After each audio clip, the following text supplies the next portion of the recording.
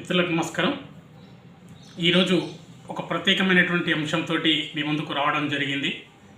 రాష్ట్రంలో ఉన్నటువంటి ఇంజనీరింగ్ కళాశాలలు వాటి యొక్క అడ్మిషన్లు, ఫీజుల పెంపు అనే అంశం పైన మనం ఒకసారి చూసినట్లయితే చివరికి అడ్మిషన్ల ప్రక్రియ మాత్రం ప్రారంభమైంది.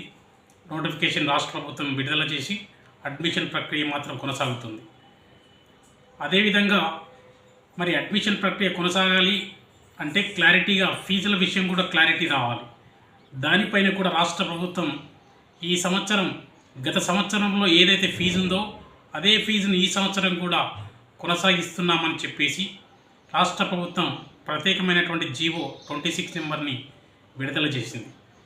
అయితే ప్రధానంగా ఈ ఫీజుల పెంపు అనేది దేనిపైన ఆధారపడి ఉంటుంది అంటే ఫీజుల పెంపు ఉద్యోగుల యొక్క అంటే అధ్యాపకుల బోధనేతర సిబ్బంది యొక్క వేతనాలపైనే ఆధారపడి ఉంటుంది.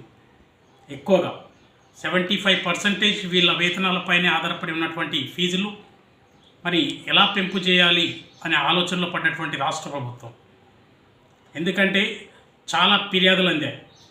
నాకు తెలిసినంతవరకు అయితే దాదాపుగా విద్యార్థి సంఘాల నేతలు కావచ్చు, విద్యార్థి సంఘాలు కావచ్చు, అదేవిధంగా ఉద్యోగ సంఘాలు కావచ్చు, అదేవిధంగా కుల సంఘాలు కావచ్చు, వివిధ రకాలైనటువంటి సంఘాల ద్వారా కంప్లైంట్లు రావడం ద్వారా ఫీజుల పెంపు అనేది ఈ సంవత్సరం కుదరదు. టీఏఎఫ్ఆర్సీ డైరెక్ట్గా ఒక నోటిఫికేషన్ని జారీ చేయడం, జీవోనే జారీ చేయడం రాష్ట్ర ప్రభుత్వం హర్షించదగ్గటువంటి విషయం. ప్రత్యేకంగా అధ్యాపకులకు గత కొన్ని సంవత్సరాలుగా చూసినట్టయితే ప్రతి 3 సంవత్సరాలకు ఒకసారి ఫీజుల పెంపు అనేది జరుగుతూ ఉంది.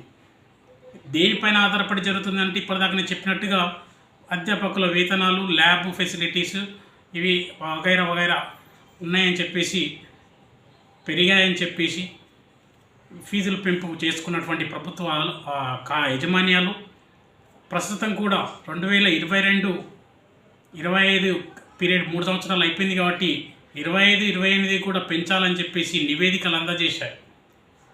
టీఏఎఫ్ఆర్సీ కాలేజీలు ఇచ్చినటువంటి నివేదికలు పరిశీలించింది కానీ ప్రత్యక్షంగా ఎక్కడ కూడా పరిశీలన చేయకుండానే ఫీజులు పెంచుతూ వస్తుంది కానీ మరి ఫీజులు ఏ విధంగా పెంచాలి, ఎవరిని సంప్రదించాలి, ఈ వాస్తవికంగా అధ్యాపకులకు జీతాలు ఇస్తున్నారా లేదా పరిశీలన చేయాల్సినటువంటి బాధ్యత టీఏఎఫ్ఆర్సీకి ఉంది. కానీ ఎక్కడ కూడా ఆ పరిశీలన చేయకుండానే ఫీజులు పెంచుకుంటూ వచ్చి ప్రస్తుతం 45,000 నుంచి మొదలు పెడితే 1,65,000 వరకు ఫీజు ఉంది రాష్ట్రంలో.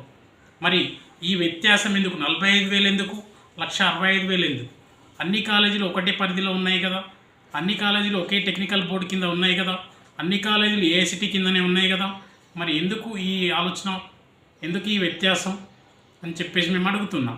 ఎందుకంటే విద్యార్థుల పైన పెనుభారం మోపి విద్యార్థుల మధ్య విభేదాలు పై ఒక కాలేజీ ఎక్కువ కాలేజీ మంచిగా ఉన్నట్టుగా, తక్కువ కాలేజీ ఏ ఫెసిలిటీస్ లేనట్టుగా చూపిస్తున్నటువంటి పరిస్థితి మనమే చేస్తున్నామని చెప్పేసి కళ్ళకు కట్టినట్టు కనపడుతుంది.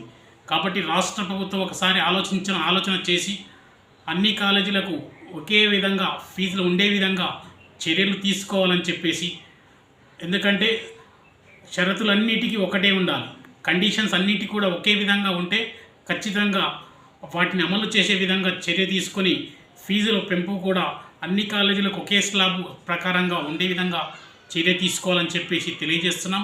అదేవిధంగా అధ్యాపకులకు ప్రత్యేకమైనటువంటి బోర్డును ఏర్పాటు చేసి వారికి ఆ బోర్డు ద్వారానే ఫీజులు జీతాలను అందజేసే విధంగా చూడాలని చెప్పేసి మేము తెలియజేస్తున్నాం.